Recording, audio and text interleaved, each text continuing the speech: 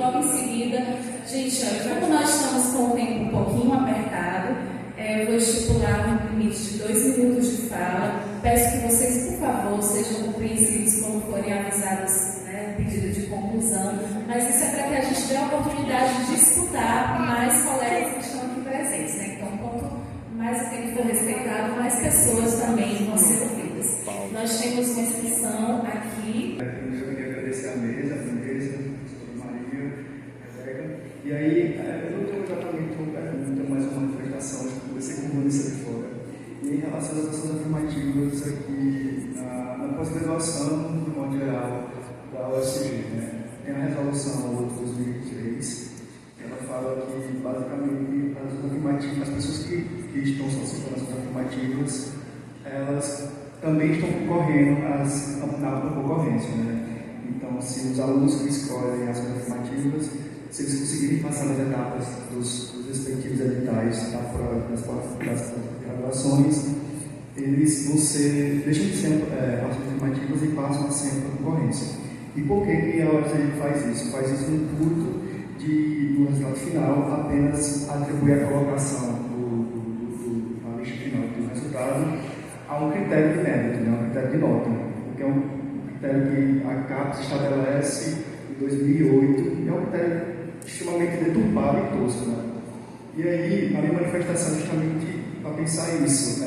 A gente tem a OBAP, né, que pensa em critérios de permanência para estudantes de pós-graduação, que pensa essa questão de priorizar bolsas, né, para essas pessoas que solicitam ações afirmativas, mas, como a gente vê que na UFCG isso não ocorre. O que ocorre é o critério de nota, em que solicitantes de ações afirmativas concorrem com a mesma vista com a concorrência.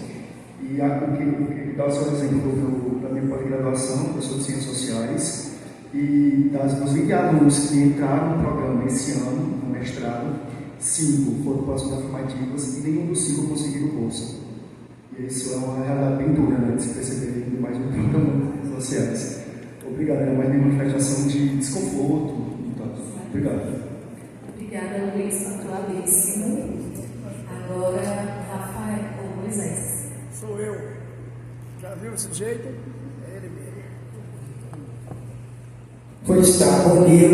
Deseja boa tarde, né, gente? A gente já está ficando com fome de novo. Eu sou Moisés Alves, sou da Coordenação Internacional da Secretaria de Educação do município, sou coordenador do Movimento Negro de Campina Grande e sou da militância negra com muita honra. E tem algumas coisas que nos preocupam bastante nessa questão, quando se trata de reconhecimento da questão histórica negra no Brasil, e especialmente na região Nordeste. Primeiro é a tentativa de querer ridicularizar. Isso passa pela mídia, passa pelas instituições, a tentativa inclusive da sociedade, não sei qual, mas de vez em quando tem que tronchar o nariz, mas esquece que esse país escravizou, trouxe para escravizar 4 milhões de seres humanos. 4 milhões, tá? É muito para a época. E essa dívida ainda precisa começar a ser paga. É uma questão que está na lei de cotas. E a razão de é muito questionar as cotas. E o que é preocupante nisso? Preocupante são os dados da educação dos anos iniciais, em que aparecem nos índices, a maioria dos meninos negros não são alfabetizados, e as meninas negras, as meninas quilombolas, o povo cigano, não estão no estado de alfabetização providencial para alcançar a questão das cotas. Isso é preocupante. E a outra coisa muito preocupante é que nós precisamos definitivamente colocar a pauta negra com muita seriedade nesse país, porque há uma espécie de não existe, essa pauta não nos interessa. A pauta da questão dos povos originários indígenas, o mesmo olhar. A pauta das mulheres, e se for nordestina e negra, esse não é para ficar. Então, o que é que nós precisamos fazer? A gente precisa repensar a forma de enfrentamento e a forma de política pública. Porque aí eu vou usar aqui a metodologia da professora que esquenta para usar, mas a gente precisa olhar nos olhos da sociedade. A sociedade somos nós. decidindo por nós. A sociedade é essa. Não é a sociedade que debateu o Moisés. Então, eu gostaria que a gente pudesse fechar nesse sentido, mas trazendo para o campo de definição a educação. Negro é assim, quando pega o microfone, nunca quer parar.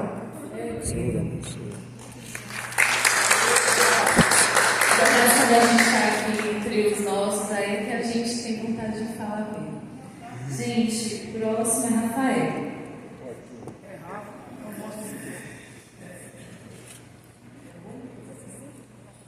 Boa tarde a todos. Vou começar parabenizando a professora Vanessa Machado e registrando o que a UFCG precisa registrar. Sou professor da UFCG Campus Cuité, o mais velho do Nordeste. Não vi uma referência, nem de ministério, nem do presidente Lula. Ele também não sabe. Ela não sabia? Sabia? Não. É muito bem cuidado. É muito bem cuidado. Sempre que uma gaiola bonita dá de comer a canário. O processo mais injusto da Universidade Brasileira chama PIBIC. A gente está em Cuité, competindo com engenharia elétrica aqui em Campina Grande, que tem mestrado, doutorado, pós-doutorado, mais de 400 bolsas. Isso é um absurdo. Eu conheço professores lá, temos amigos depressivos, porque eles sempre perdem. E os selecionados são os mesmos, professor Matheus. O professor Rafael tem conseguido, com muito esforço, e a felicidade. Primeira bolsista quilombola do PIBIC, estudou mecânica quântica, sob nossa orientação, e vai terminar o curso agora de educação no campo, lá em Sumé, em Ovinado e Cuité. É isso que está faltando também dentro da própria universidade, o intercâmbio. O intercâmbio. E temos aqui um exemplo. O Onildo Alves, ele fez em Seja, Exame Nacional de Certificado de Competência para Jovens e Adultos. Conseguiu com 48 anos, o terceiro ano do ensino fundamental. Mas ele, ao invés de dar os parabéns, eu dou meus pesos. Ele voltou para a escravidão, se acorda às 5h30 da manhã, para aprender derivada integral, e não tem apoio nenhum da UFCG. A não ser Rafael Filho Mané trabalhar em Cuité. Mas fica difícil. A instituição tem que se preocupar, porque o meu trabalho é voluntário. Vou lá no quilombo, dou aula de física e matemática.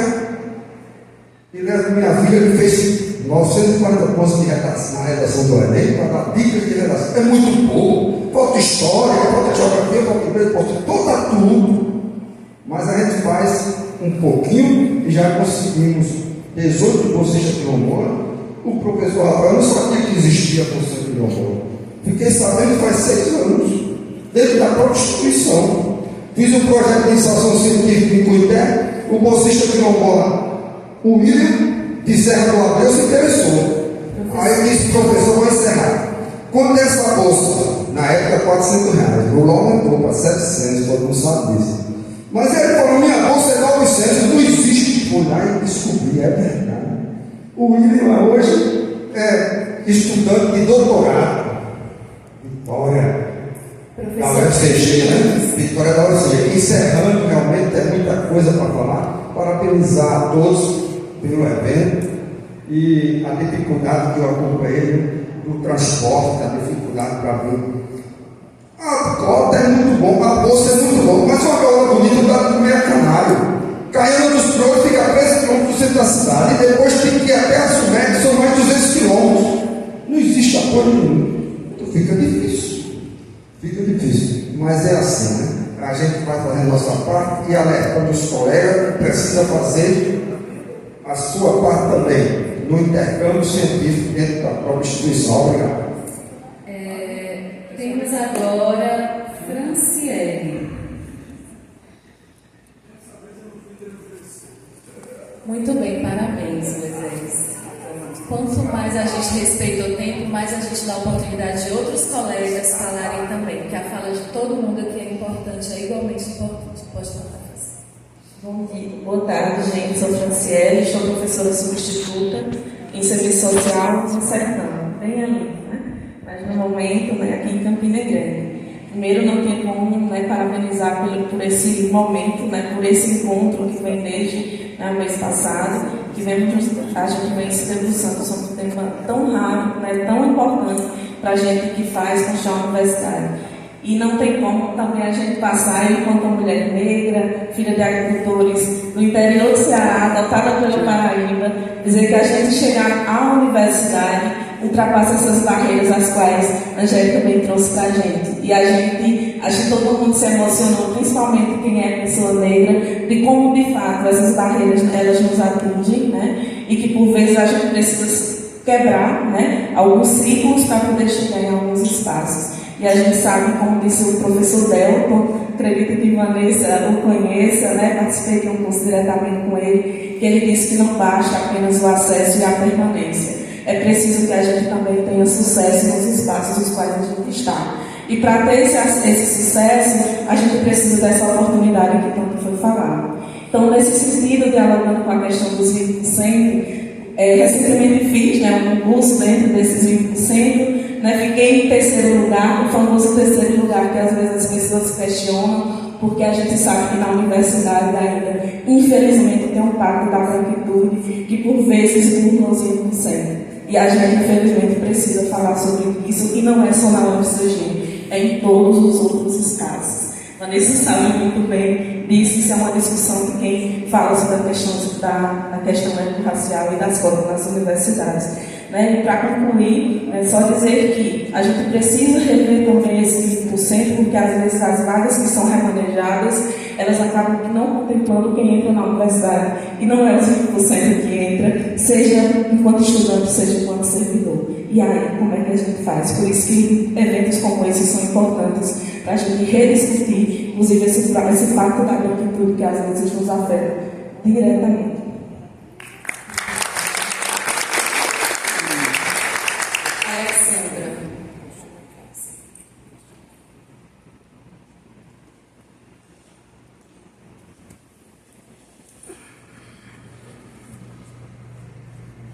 Boa tarde. Eu sou a Alexandra, sou servidora do CCDS, técnico administrativo, e em outra instituição, inclusive, eu já estive em coordenação de curso, e algo que se via muito era na seleção oficial, está lá a questão das cotas, mas na data da matrícula se percebeu que, infelizmente, tanto por questão de política de admissão, como posteriormente a manutenção do número de pessoas negras mínimo. Assim como também uma outra questão que eu observei muito na coordenação de curso foi a atualização do PPC. Porque na lei nós temos dizendo, e o MEC das suas normativas diz que os novos PPCs e as atualizações, todos eles devem ter pautados étnico-racial. E, no entanto, não diz a carga horária. Jogam um seminário de quando muito com crédito, 15 horas, e de forma superficial.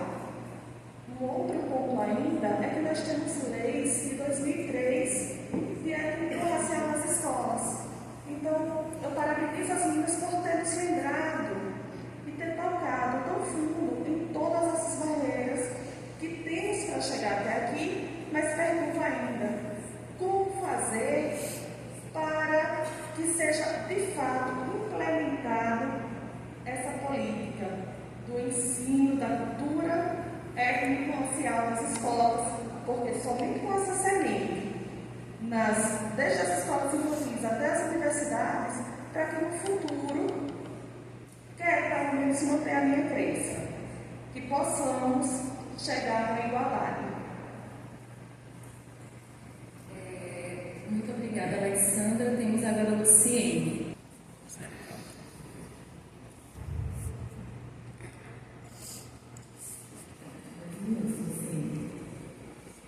Quilombola-Canos, do professora pedagoga Luciana Tavares.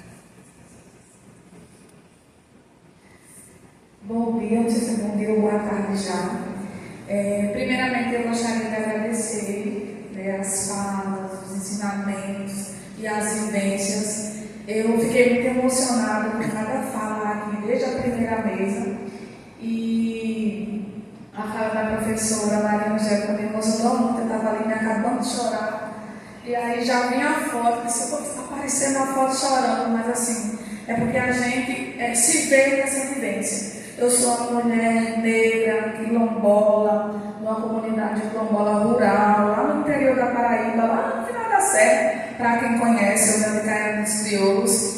E na fala dela, eu vi muito ali o meu pertencimento, a minha criação, dentro da comunidade, os nossos pais almejando que a gente conseguisse um mínimo que eles não conseguiram ter. Eu sou filha de uma mulher que não é alfabetizada e desde criança eu escutava minha mãe dizer: eu não quero que a minha menina vá trabalhar na roça porque eu não quero que ela seja igual a mim, eu quero que ela aprenda a ler e a escrever. E foi com esse cuidado que ela se dedicou para que eu estudasse. Ela não sabia me ensinar a tarefa de casa, mas todos os dias, quando eu chegava, ela perguntava: já fez o dever? E foi assim que eu cresci com esse ensinamento.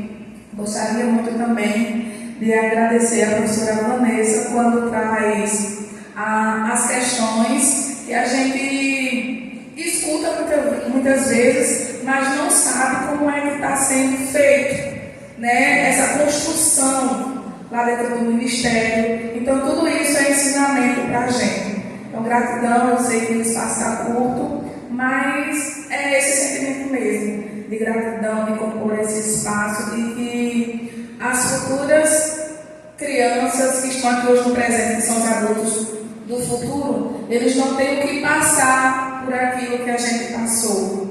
Que a minha geração de crianças negras quilombolas não precisam estar colocando a cadeira na cabeça. Quilombola de Caiana dos Crioulos, Engenharia Elétrica, Nildo.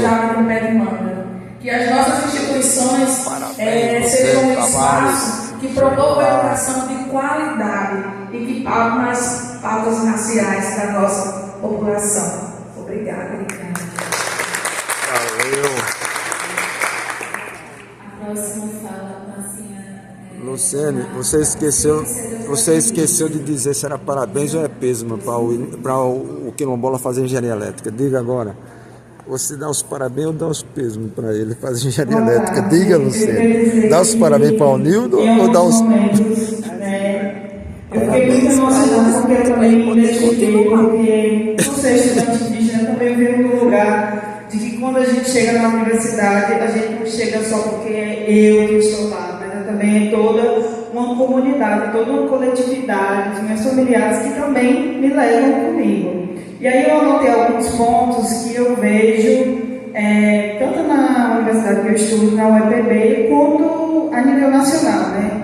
Que eu acho que há uma necessidade de existir uma lei que coloque como obrigatório na política de assistência estudantil, nos programas que tem, para que a gente consiga acessar esses espaços, porque o que muito acontece aqui, a gente entra na universidade, mas é uma dificuldade muito grande da gente permanecer, e não são poucas. Não é só o racismo institucional, mas é também a questão socioeconômica da gente dentro da universidade, porque não é que sempre passar o dia todo na universidade sem ter o que merendar, sem ter o que comer, sem ter um mais para poder se alimentar. E outra questão também que eu vejo que também deveria ser de muita importância é a questão do atendimento psicológico para os estudantes cotistas, porque o nível de situações que eu já passei na universidade com questões de racismo é adoecedor. É muito difícil permanecer dentro da universidade pública no Brasil, mas é extremamente importante a gente estar nesses espaços. Parabéns, Denise. De resistência, porque é nesses lugares que a gente faz uma disputa de projeto ético-político dentro das instituições. Parabéns, Denise. É isso. Não basta a cota, é preciso mais apoio. Bloco de Ciências da Educação está para o professor Rafael. Gente, eu aproveitei que eu estava aqui com a caneta na mão e escrevi também. Vou matar seu tempo. Pronto, Moisés. Vocês sejam gentil comigo como eu fui com vocês. Gente, bom dia. Quero parabenizar bastante a mesa, Angélica, sempre incrível. Vanessa, muito obrigada pelas suas contribuições.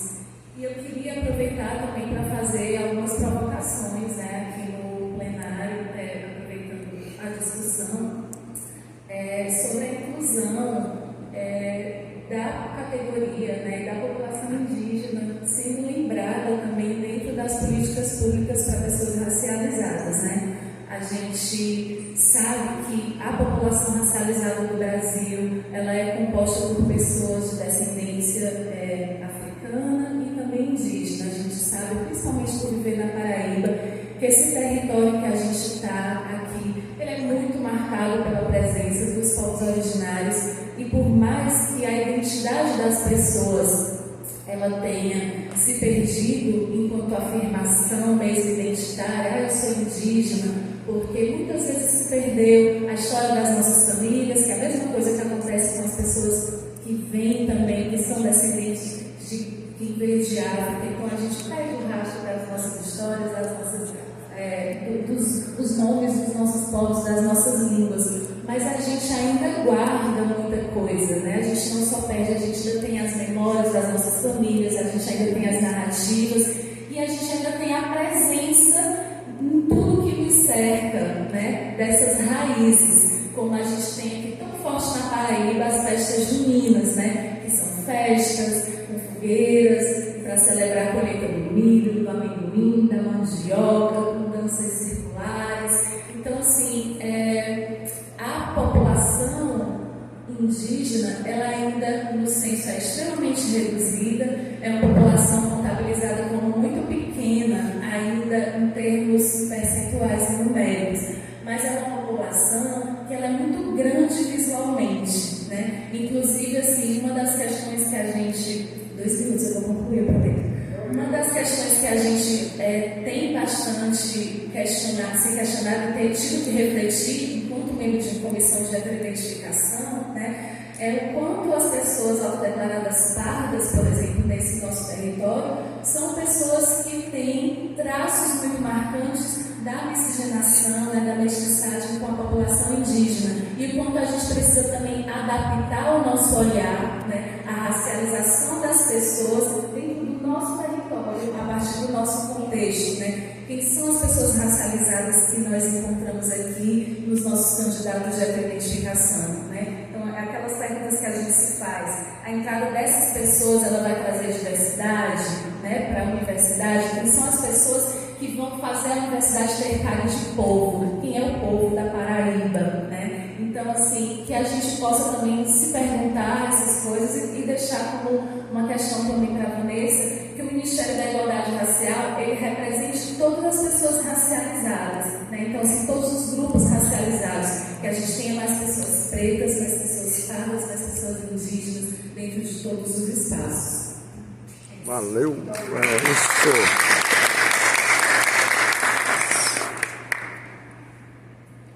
Gente, agora eu vou passar a palavra para a Angélica e Vanessa. Eu vou, infelizmente, pedir que elas sejam breves nas respostas e já façam também as suas considerações finais. Apesar de eu estar muito empolgada com a presença o debate das cotas raciais e heteroidentificação, perspectivas para atuação em comissões de avaliação. É o modo presencial do curso de formação da UFCG. Hoje, dia 6 de junho de 2024. Presença de todos os resistentes até esse horário, né, como você disse, para ponto do tempo. Isso demonstra, como bem disse a companheira, que o tema envolve bastante as pessoas aqui na universidade e há um interesse muito grande em compreender e se aprofundar em relação às ações afirmativas no Brasil. Todos os questionamentos são muito pertinentes, eu fiquei muito feliz e fui anotando todas as questões que foram trazidas. Acho que eu não vou conseguir passar por todos, mas só começando do final para o começo, tentando dar um panorama da minha percepção. Essa questão sobre a inclusão dos indígenas nas políticas relacionadas à igualdade racial no Brasil é fundamental. O Ministério da Igualdade Racial tem trabalhado muito em parceria com o Ministério dos Povos Indígenas e temos aprendido muito sobre as necessidades, sobre as demandas dos povos indígenas em todas as nossas políticas. Temos construído conjuntamente essa transformação que nós queremos no país.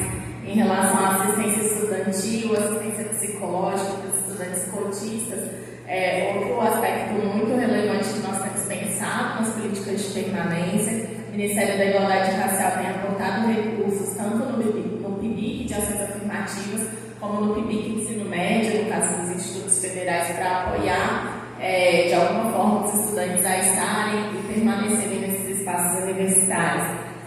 Falando um pouquinho como ciência, sobre essa experiência de pessoa quilombola dentro da universidade, que se identifica muito com a trajetória e história da professora Maria Angélica. Acho que as nossas histórias se intercruzam, né? E a gente se vê umas nas outras, nesses espaços que são tão excludentes e que nós temos tensionado com as nossas presenças e os nossos saberes.